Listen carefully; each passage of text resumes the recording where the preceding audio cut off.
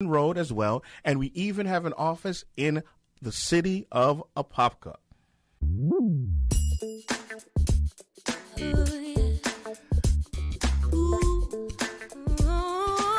Good afternoon, Orlando. What up, what up?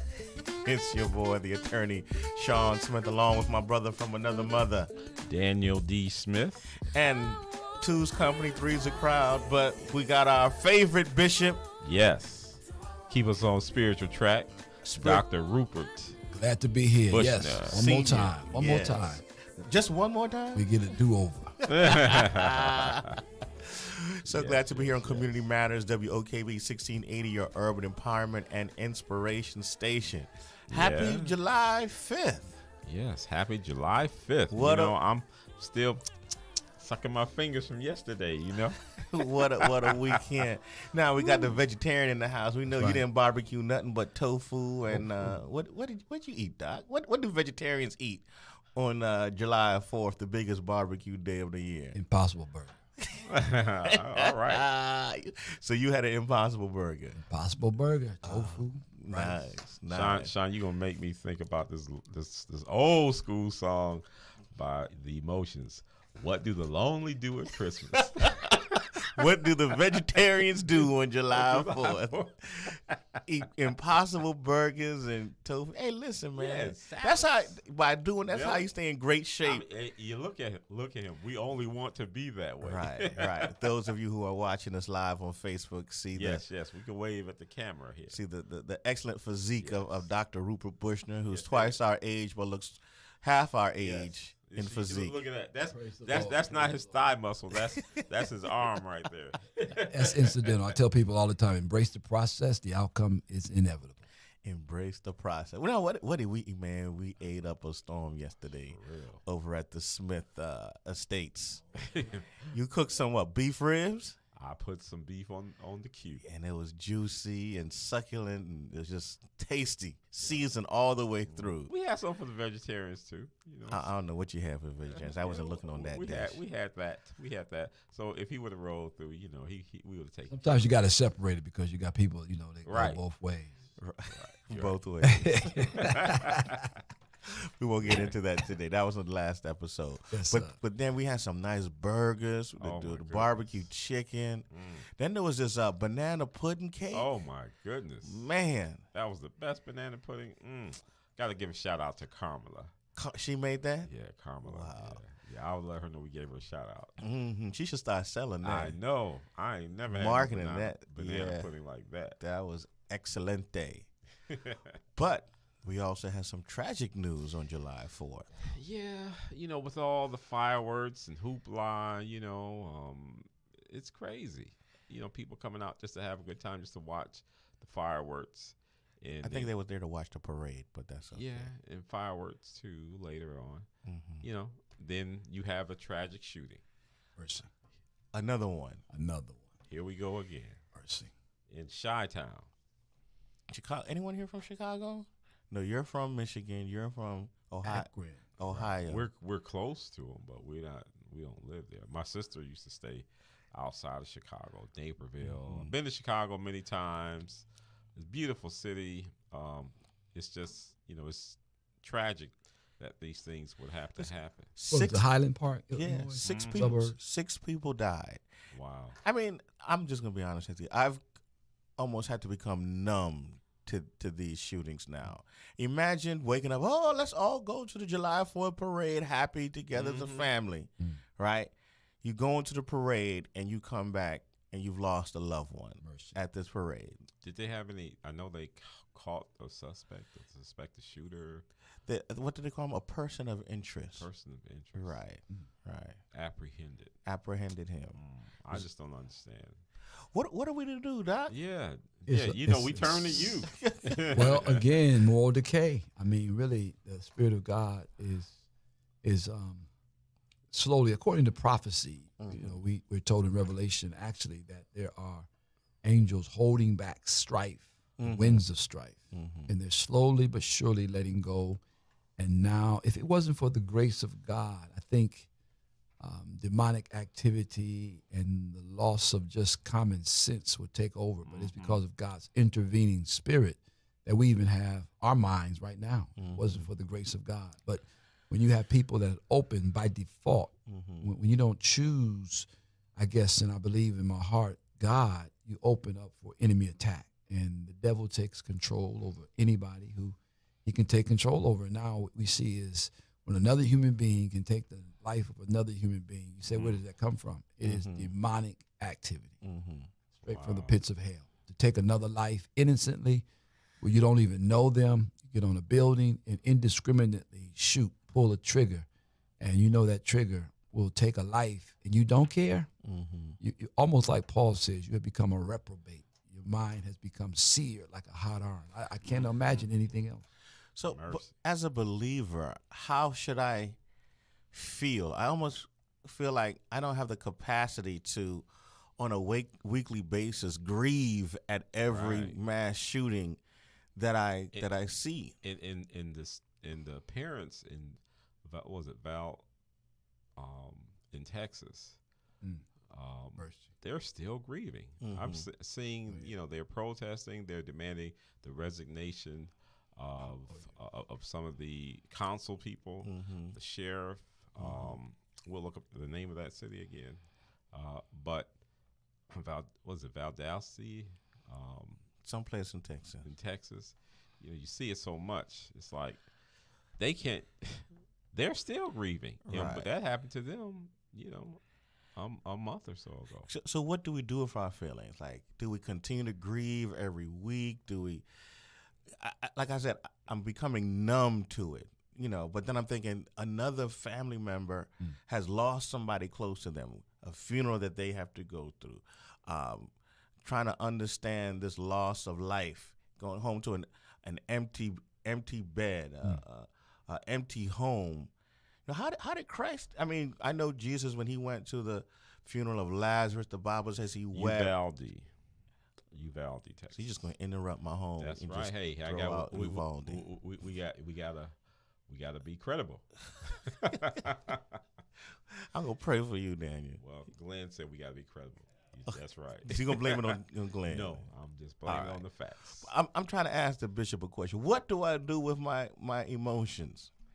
Well, again, the Bible says you're in the world, but not of the world. And you basically, you have to really pray that you don't become insensitive to Right. the plight of humanity. Mm-hmm. I mean, you have to ask God to give you a spirit of sensitivity, Mm-hmm. be angry and sin not, Okay. and righteous indignation on behalf of others. You begin to pray. And then also, whatever legislative bills can be passed or whatever demonstration you can do, you do what you can within your power. So I think, number one, you got to pray. Perfect fear, the Bible says, perfect love casts out fear.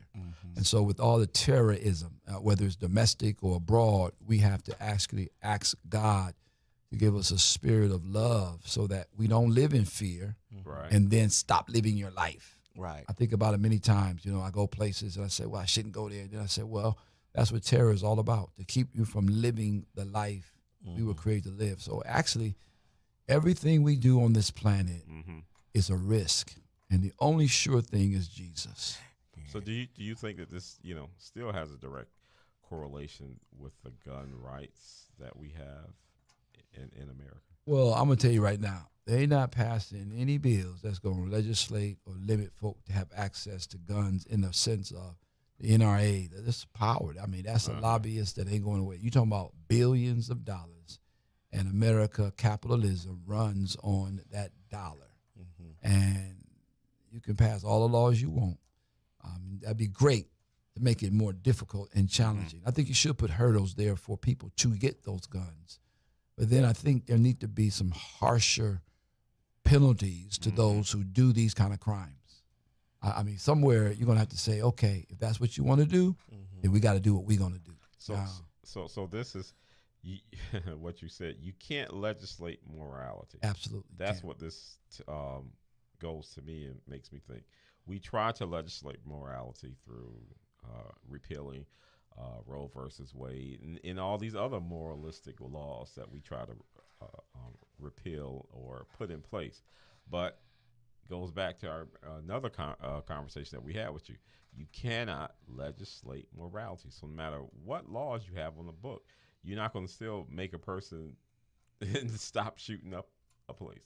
Well, obviously, we're not going to be convinced until we understand what's behind it all, and we want to we want to believe that this thing called, I guess, God, devil, controversy, Satan is not really real. So we kind of like wish it away, push it under the rug.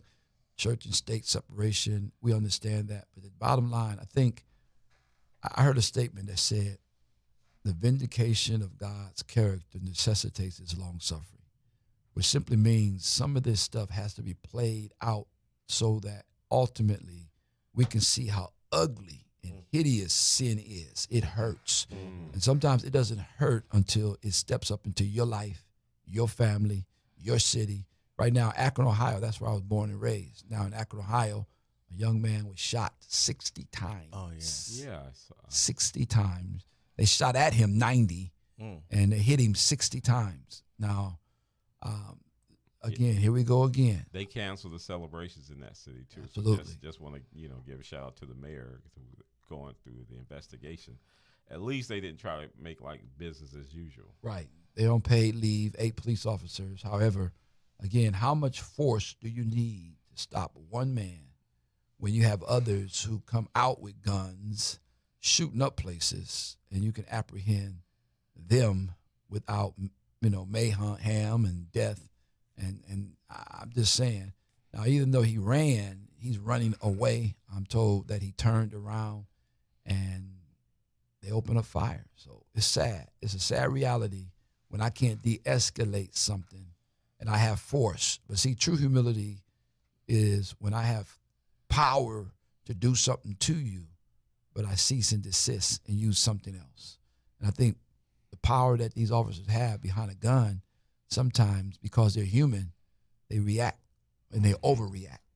And that's a life. I mean, I can't imagine taking the life of someone Christ died for that has value and think that's okay. Even under the guise of he ran, shot at us. I mean, I don't know. I just think that there are some evasive ways of dealing with this where you can stay out of harm's way and at the same time apprehend someone.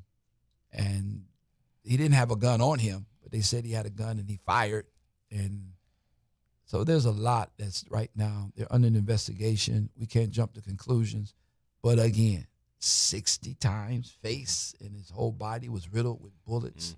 60 times, 8 officers, 1 person. Come Lord Jesus. It's just amazing. Again, another black male, 25 years of age. And in my spirit, I said to myself when I saw the video, the cam, I said, why did you run?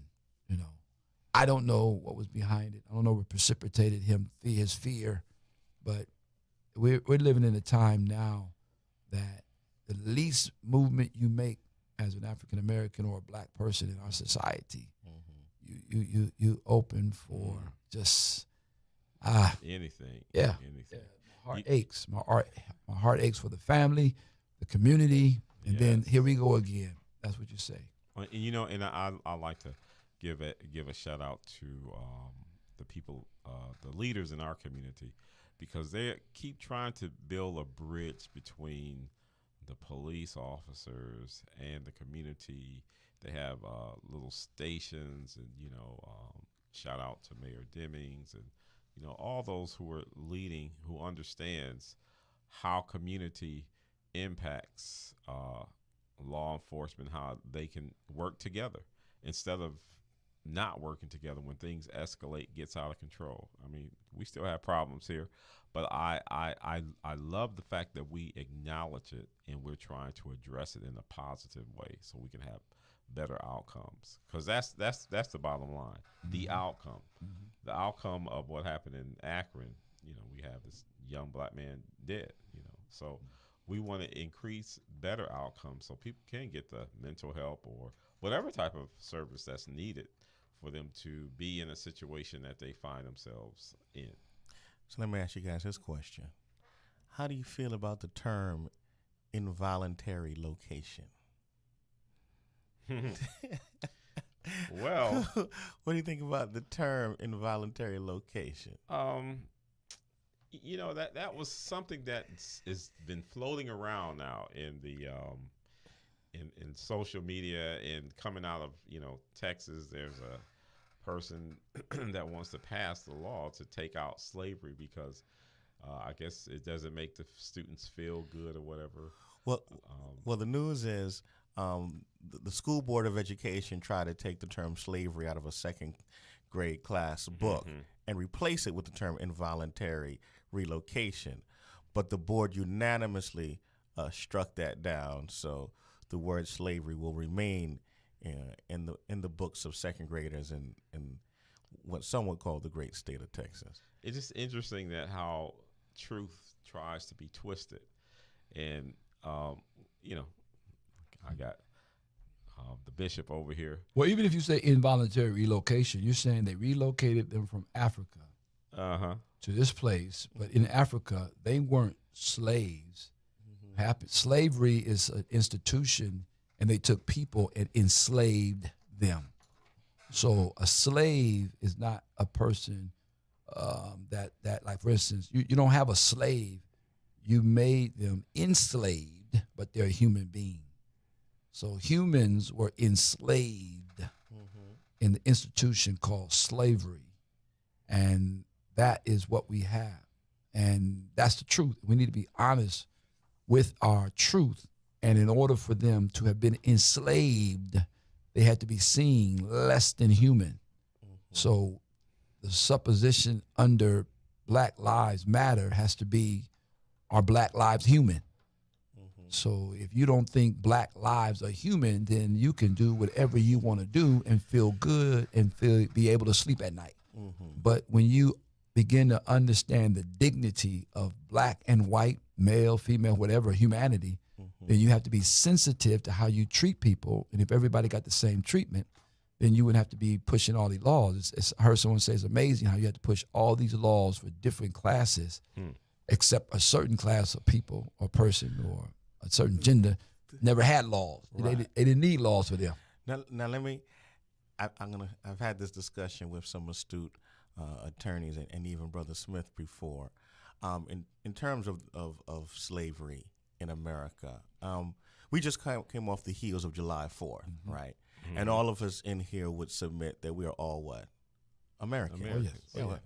You know, Through and through. yeah, proud to be an American, as the song says, right?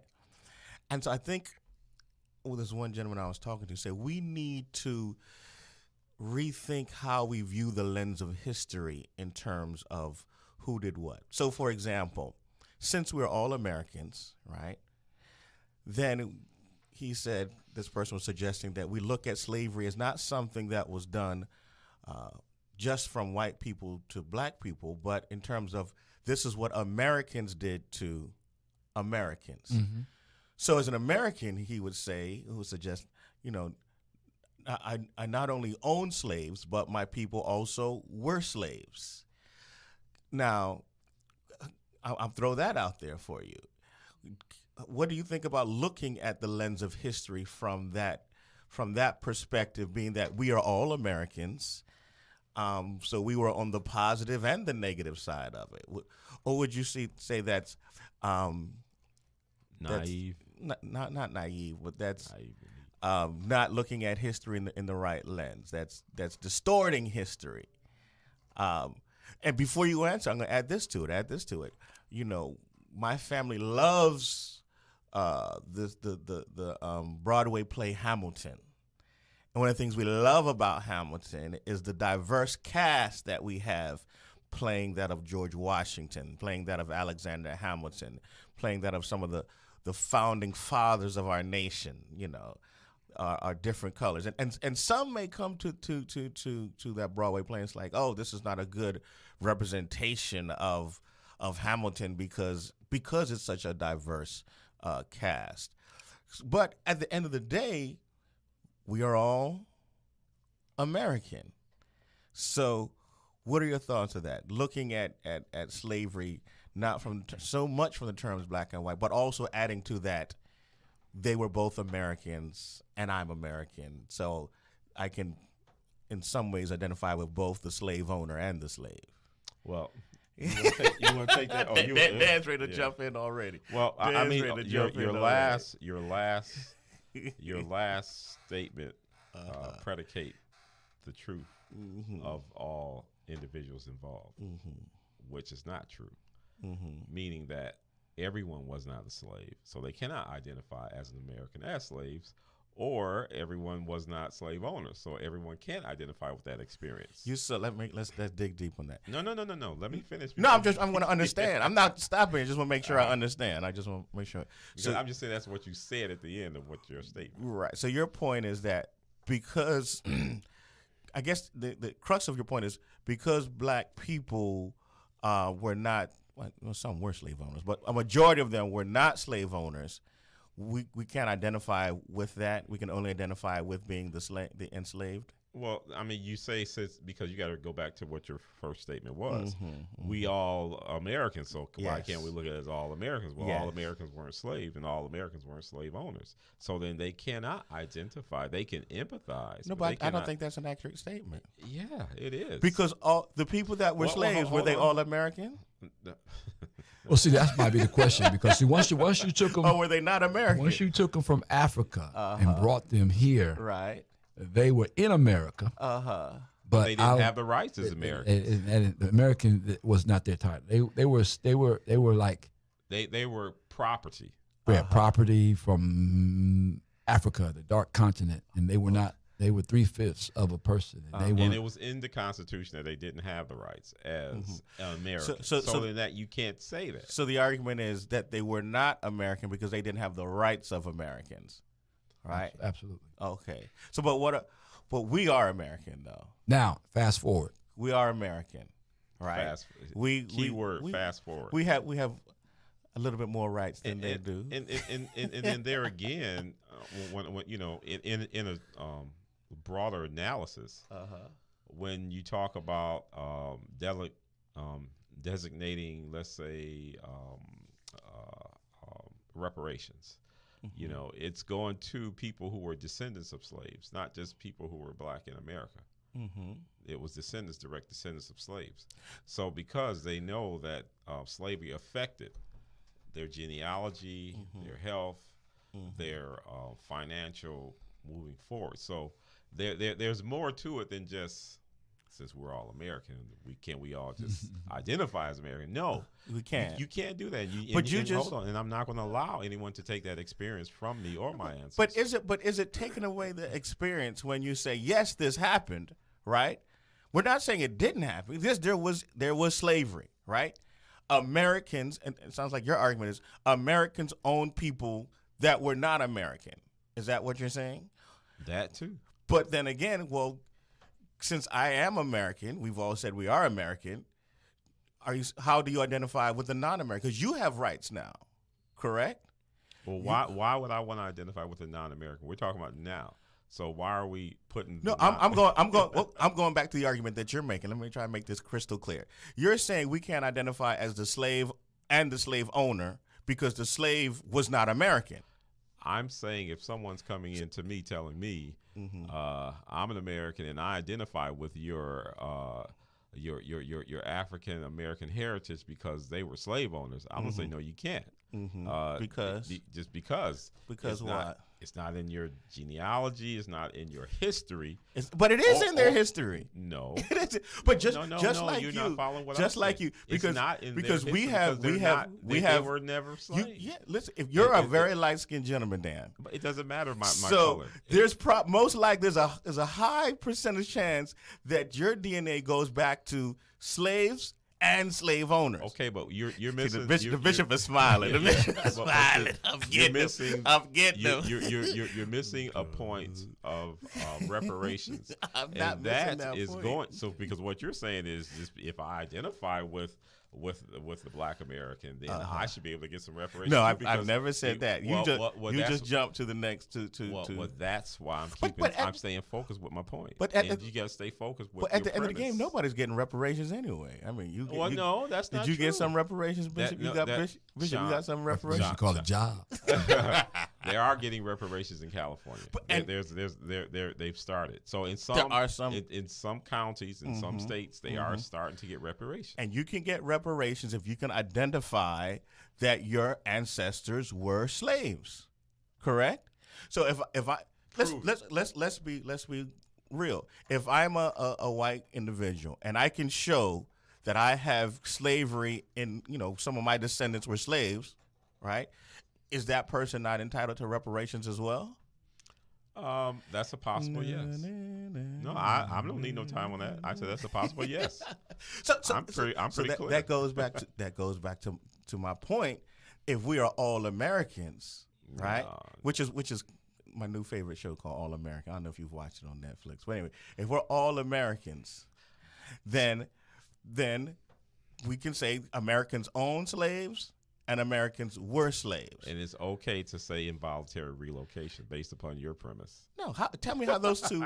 How those two go together. Because you're saying that this group of people were brought over, and now we share in your experience, but we don't like the term because it's just not. No, I don't see how those two lines correlate at all. Because and maybe you're I'm wrong. saying everybody. Bishop, do you, Well, I personally think, like you said, I believe you now we're Americans, and I think if we could be honest about what happened and deal with it from a perspective of truth, Yes. I think we can get somewhere. But if you deny it, they say you'll never confess what you're not willing to address. But see, I think it brings us closer together. If we could, Because I'm looking at in a this perfect world. Because some people look at it like, well, I'm white, so therefore I was never, a slave, or my people were never slaves, right? But the argument to them is no. Are you American? Yes, I'm American. So your people, other Americans, were slaves as well. Well, It's but like, so instead of trying to say, let's use this term, involuntary relocation, like, no, let's identify with it, because that is not just your history, but that's my. Doesn't Christ say that, right? Well, see, we are all one. I'm in trying Christ. to jump in here. Go ahead. Let me You stop. filibuster. Let me stop. I'm not. So, I'm just. I'm adding. passionate. I'm adding to my argument. Okay, so giving some pushback from that perspective from the white person would say, why would I be held accountable for something that I didn't have anything to do? So you're using the term accountable. Well, listen. Let me finish accountable my in point. what? Let me finish my point. In what fashion? I was not the ones who owned slaves. I was not the one who did anything wrong. So why should I be held accountable? Why should I pay any? My taxes should not go to this. Go to what? What are to this any type of reparations, in any type of. So you're I think you're mixing No, apples and you're not oranges. listening to me. I am, No, because you're talking about jumping in. reparations, but I've never talked Exactly, about but reparations. But I'm talking about it's all a part of the black experience, one way or the other. That's why I can talk about it, because my ancestors were direct descendants of slaves, Right. And they were disenfranchised. Mm-hmm. And if reparations is in a discussion. So okay. I'm talking about that because it's very applicable when you're talking about Americans. So so I'm saying, if you follow me, don't cut me off. I'm saying that for the person who's saying, well, why should I have to contribute in any type of way? I didn't do anything. Well, so that's what I'm saying. So when you're saying we all should be Americans, everyone's don't feel the same way. I don't think you're truly understanding my I understand point. your point very crystal clear. I just don't agree with you. The bishop is laughing. I just don't let agree me with tell you why I think you don't. No, I just don't agree with you. I hear what you're saying. I don't agree with you. But I think you're disagreeing with the point that I'm not making. You're disagreeing because you feel that there should be reparations, and I haven't discussed reparations. That's my personal opinion. Right, but that's the argument that you made. You said I disagree with you because what about if there was reparations and this person wants to get reparations? But that was. But I'm talking about the black experience, and, right, and how they're giving out and based upon but that's not wrongs. that's not what I'm talking about. We're talking about wrongs. Aren't you talking about wrongs? I'm talking about why we identifying should all identify as Americans. Exactly. Yes, I'm following you clearly. Right. So as a white individual, I say to listen, this was part of our history. This is what we did. right? You can identify with the positives and the negatives, right? The great things of this country and the bad things of this country that we all have to take ownership of. Why do I have to take ownership of it? Because it was done by Americans. And a lot of times, let's be honest, we as black folks like, oh, this country is terrible. They did this and they did that. But there's also so many great things about this country. Where else in the world can you see the success that you see that black people have other than here in this country? When some of the wealthiest black people in the world live where? In America. And I think I'm comparing, last point I want to make, I'm comparing it to what Christ says. Christ says, listen, we are all one in what? In Christ.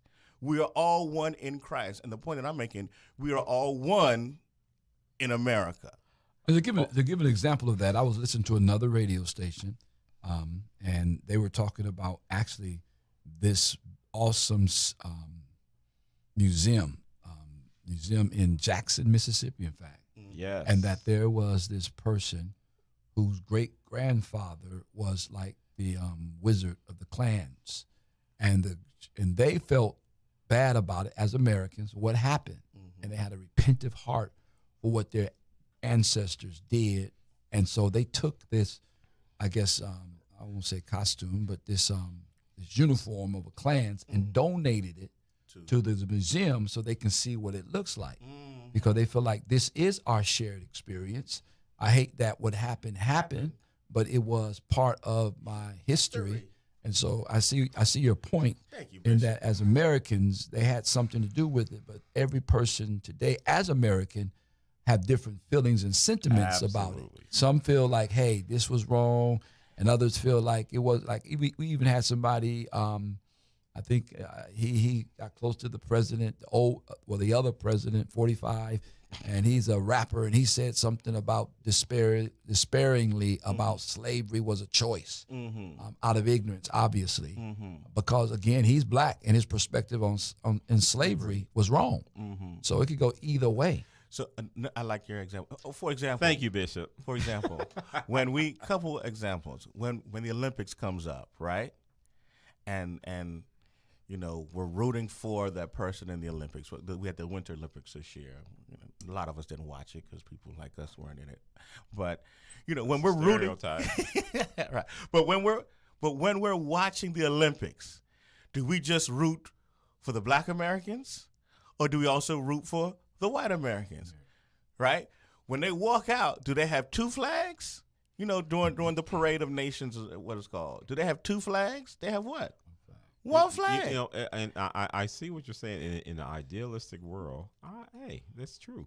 But every American do not believe or aspire to what you're saying. Well, that's and that's what I'm saying. You can say this, but the reality is there's people who don't even believe that slavery really existed. They're trying to change the history. You're right. So exactly. So I'm saying, when you say, wouldn't it be great if we all just view ourselves as Americans? But of course. But I think it starts with one person. Like this is how I'm looking at it, right? And I teach you, oh yeah, that's a great way to look at it. And then it only takes a spark to get a fire going. Then more people will look at it that way. And I think if we look at it from that standpoint, it will bring unity. Well, some people always do like, no, that's not me. And yes, in any choice, in the arguments and debates that we have now, no one's always going to agree, but I think this is a way, if we look at it from this perspective, it'll be a way that will bring us together. It's like trauma. It's like trauma in the family. You have, for instance, you have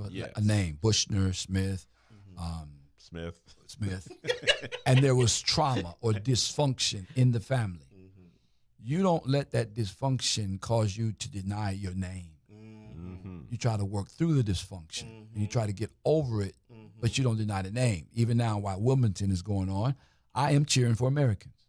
Even though Serena is out, if I see that flag, I don't even have to see a name. I see a flag. And if it's Serbian flag or French flag, and I see another flag, United States flag, from a distance, and I'm watching, come on, America. So I feel that. I can't, in all that has gone on, like Kaepernick, when he kneeled. Yes, that's where I'm going to. The flag did not represent. Exactly. And they were saying he wasn't patriotic, but he was patriotic. Right. I mean, and the whole history regarding why he was kneeling. He was hurt because his flag, or what he was saying, that if we believe in his flag, Don't be a hypocrite about Right. men getting shot Mm-hmm. in the streets by police officers saying that this flag is all good or what we stand for. Mm-hmm. So I'm kneeling until we can take notice of this, because it hurts my heart, even as a millionaire, a rich, wealthy black man who has the comfort of life. It hurts me to see black men being shot in the streets, and it's still happening even after he's finished kneeling. He's no longer in the NFL, so it's still happening. I'm going to say this. I'm going to give Dan the next 5 to 10 minutes. But on that, there was a whole lot of propaganda from certain stations on that. Right. He got the idea to kneel, right, Yeah. from another military individual. Listen, it's more respectful He even asked him. if you kneel, right? Because I think he was just sitting down on the bench. Like, Right. no, that's disrespect. The person was, I can't remember who it was. I got to look up the name. But the former Yes, military. he talked to him, consulted him. Yes. And he said, this is the best way forward. But then it's like, oh, you can't kneel. And then it's like, there's such hypocrisy in that, because anytime we talk to Jesus, he tells us to what? Kneel. Yeah. There was another famous football player who got very famous because he liked to what? Yeah. Kneel. And yep, he's a great speaker. But he is. But this Negro and half white, kneels, Right. and all of a sudden it's bad. It's but you're getting me off. Right. Point. When they try to say he was disrespecting the flag, when really he was saying, I wish this flag had integrity about what we believe.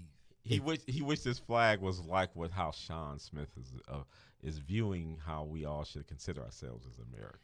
But we are all Americans. Of course. We are all Americans. We should look That's at why the July problem. 4th was celebrated, 1776, because That's of that. right. We celebrated as a country, as a nation, even though Mm-hmm. as we celebrated it, there were some enslaved individuals, Mm-hmm. darkened by nature's son, who did not have the privilege to have the freedom at that time. And who was the first person that died in the Crispus Attucks. Yes, Crispus Attucks. But we can celebrate now because we have come a long way. That's right. And we have the freedom even on the airways. We're not in a country where there's dictatorship, not free of speech. We have the freedom to Up there, come on here and expound and talk without, Yes. Praise we the don't Lord. have to have no background in radio. We don't have to have no, doctoral degree and, Right. the airways. You got social media and all the different platforms and the freedom. For instance, now my heart goes out for Brittany Griner. Oh Yes, my yes. goodness, great boy! You've been watching your Wow. weekend review. Well- We almost passed without talking about Brittany Griner. Yeah, again. she went to court. She's in trial. Russia. Yeah. In Russia. Now, again, you're in a country where due process may not be due.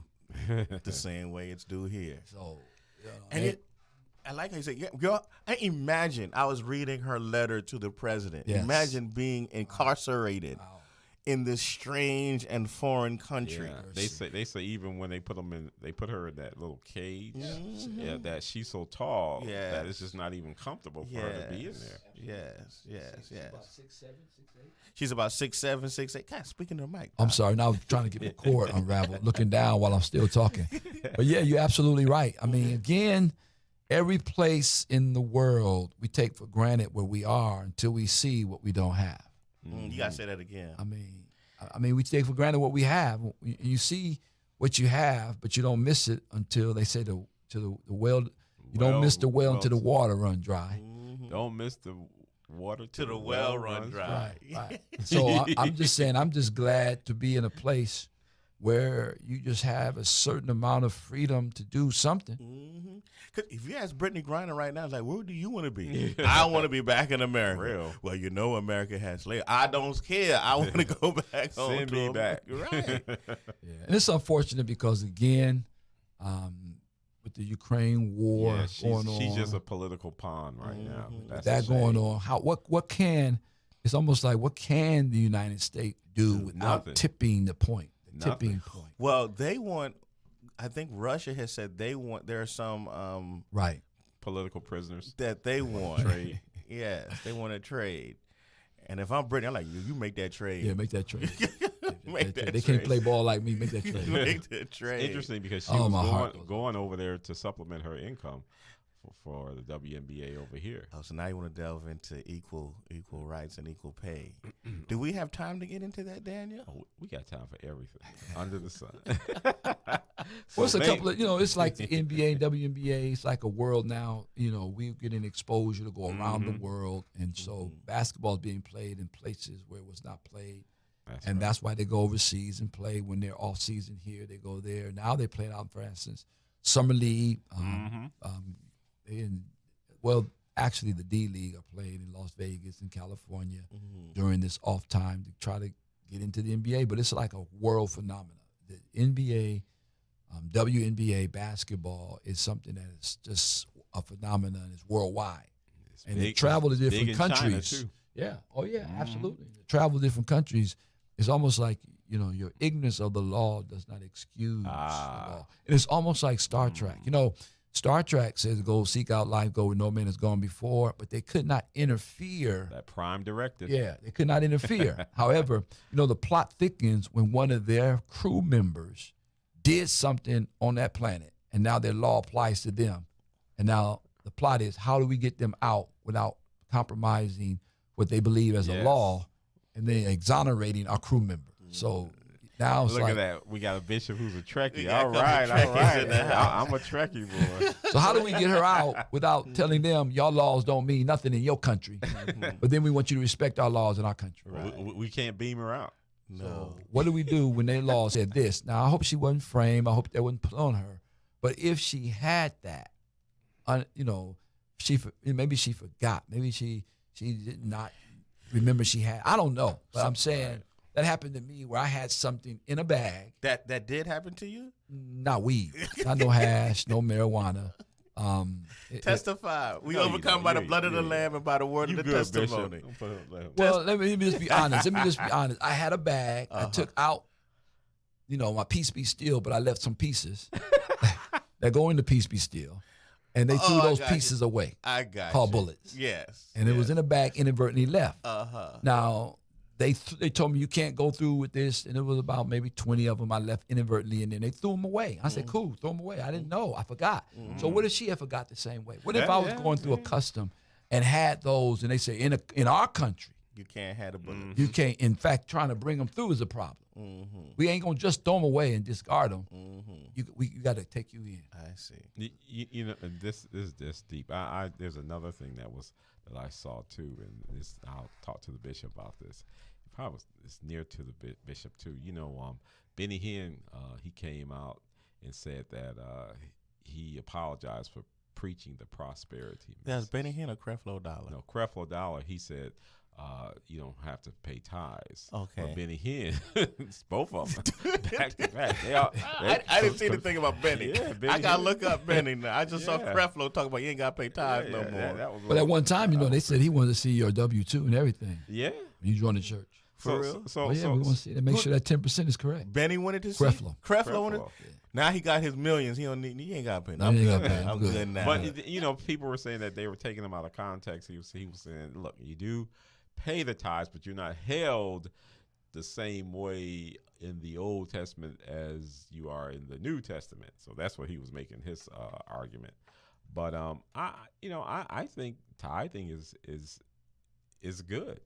Well, it's biblical, and it's a way, basically, again, support of ministry. I mean, it's supporting the ministry. Yeah. And it teaches us not to be selfish. Because, Yes, see, basically, yes.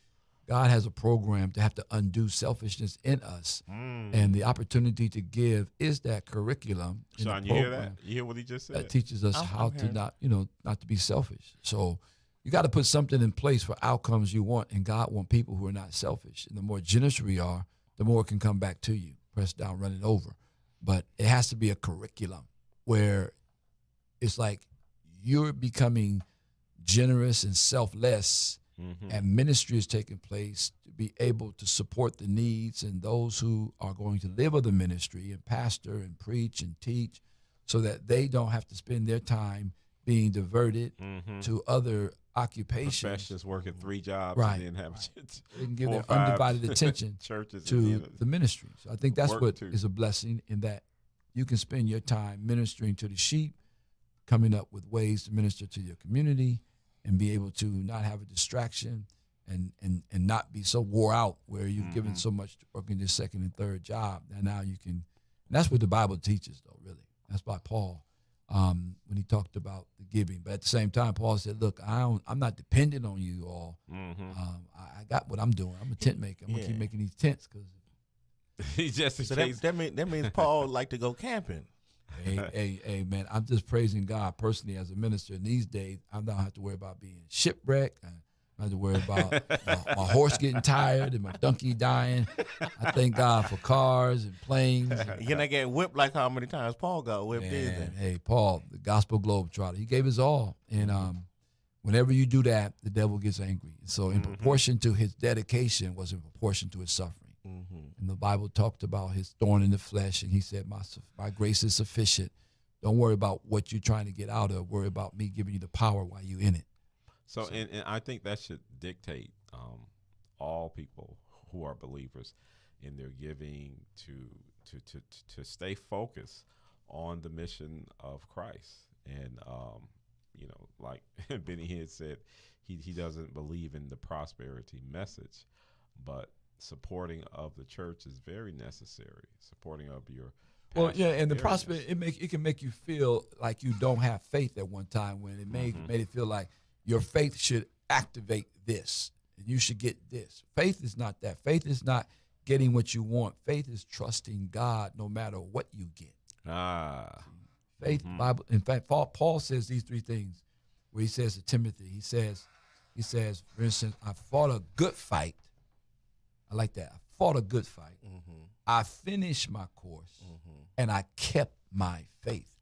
The goal of the Christian is to live their life until they close their eyes in death, where they never relinquish their faith. You're more than a conqueror. And so being more than a conqueror doesn't mean you won't get sick. Doesn't mean you might not be broke. Doesn't mean you might not have issues. Being more than a conqueror means you never let go of God. Faith. Faith. So that's what these trials and tribulations are for, to see if I'm going to keep it, right, or am I going to let it go? Well, the devil allows. See, the Bible says, "Let no man say when he's tempted, he tempted of God. God tempts no man with evil." Every person is tempted when they're drawn away with their own lust. Right. It can be DNA and it can be cultivated tendencies. So it can be hereditary and it can be habits or things you have done over a period of time. So every time I'm tempted, something in me has to respond. And a temptation can only be a temptation if I can do it. Right. And so the devil is tempting me. And this is my definition again. A temptation is a devil making an appeal to us to satisfy legitimate needs in an illegitimate way. Now, and time. Going back full circle, we started this discussion talking about the tragedy in Chicago. Chicago. And I was telling you, Doc, well, I'm beginning to get insensitive to these things. Numb. But what happens, that numbness comes because of cynicism. And cynicism is when you begin to believe you have no hope. Right. And that goes back to what you just said. It's about keeping the faith. Absolutely. So although these tragedies are happening, Lord, I'm keeping the faith. Yes. You're all coming back. You still love your people. Right. Something happened in Texas. I'm going to keep the faith. Right. Absolutely. Texas wants to change the law to involuntary relocation. Right. I'm going to keep the faith. So don't let your situation cause you to change your view of God. Trust him. Yeah. Trust him. Dan, are you keeping the faith? I keep the faith, and I like Hamilton, all the diversity in there. No problem with that. Well, diversity is so wonderful because we love it. We celebrate it in our gardens. We celebrate it in our flowers in our front of our yard. All of them are different colors. Yeah. Listen, my plate was very diverse yesterday. Goes. Yeah, diversity of colors, You want different colors. textures, Gotta have them greens. gotta have them tastes. corn. Yes. What was my vegetable yesterday? I don't think I had any vegetables. I saw it was a mountain of plate. Yeah. I had some macaroni and cheese, Doc. All right. Some baked beans. All right. That's a different color. I don't think I had any And baked beans, that's a vegetable. At least I saw that. No, it's not a vegetable. They said beans are a vegetable. So that was my vegetarian portion. That's it, man. You had it right. You needed your protein. I had that beef rib. So Protein. So this was my temptation. Dan made the boy, beef here we go ribs, again. right? And I was tempted for the beef ribs because it was juicy. Okay. Dan, Dan Forgot presented- talking to the mic. Oh yeah, Dan presented it, but every person is drawn away Yeah. with their own appetite. Uh-oh. So his appetite said, "Thank you, Dan. Thank you, Dan. Thank you, Dan." Oh, it was good. Yes, Yeah, sir. we Now had I a gotta good go time. work it off now. We all got to work. I'm not gonna eat for the next 2 weeks. You're right. I can't do that. I can't. Man, but we've had a good show today. Yeah, we get kind of deep sometimes. Oh man, that's what happens. Well, we appreciate you on here, keeping Man, it's a us on joy to track. be here. I look forward to it all the time, to be with my brethren, my brother of another mother, and knowing that when we come together, we just dialoguing and talking about Yeah. our life.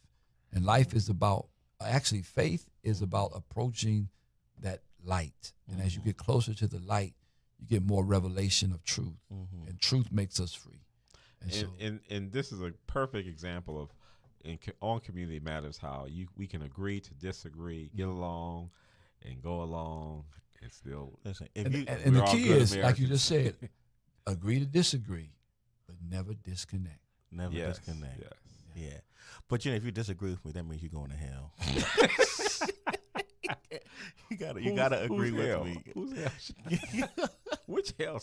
Listen, if you don't agree with me, you're not a part. You're not American if you don't agree with me.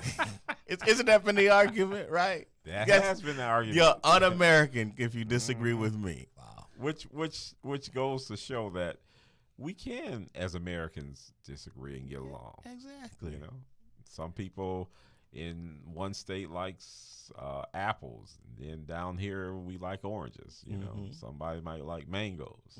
Jamaica. Jamaica, You know. love mangoes in Jamaica. Yeah, so it's all good. In closing, give us a word of faith as we close out today. Yes, With all that we've talked about, just throw yes, all that we can stay focused. Yes. On faith, and knowing that no matter what happens in this world, God's got us. Well, ultimately, you have to remember this slight affliction is only for a moment. In other words, you got to see through a glass darkly, but one day we're going to see him face to face. And obviously, we got more questions than answers because we are seeing through a glass darkly. We don't have all the answers. And so faith is simply the path of the just shines more and more. What I don't have today, if I just stay on this path, I believe God ultimately will give a revelation of truth if you're sincere, because it says, blessed are they that hunger and thirst for their righteousness, and they shall be filled. As the heart panteth after the water brook, my soul pant after thee. And the more you want on God, become relentless. You know, David was a man after God's own heart. He didn't have it all together, but God called David his friend. And that's what you want, God to be able to say, this is my friend. And being a friend of God simply means walking with God. And two cannot walk together unless they agree. And what we need really in these times which we live in, we need to be able to have a stabilizing force, something consistent, something that's dependable, and that source is God. No matter what happens, no matter what goes down, ultimately look to the hills from which cometh your help, because your help comes from the Lord, who you can trust. He said, I'll never leave you nor forsake you. I'm with you always, even unto the Amen. end of the Amen. world. So, Sean, this program been brought to you by the law offices of Sean R.H. Smith. Don't you have an event coming up? We do. We got an event coming up on July 17th at the 16th. 16th at the Well Activity Center. It's going to be starting at 1 o'clock. I want to ask you to call us at 321-295-7801 to RSVP. Call us at 321-295-7801 to RSVP. Free food, free lunch, Yes, free yes. information. Again, it's been a pleasure to be here on Community Matters, WOKB 1680, your urban empowerment and inspiration station. See you next time. Peace. Just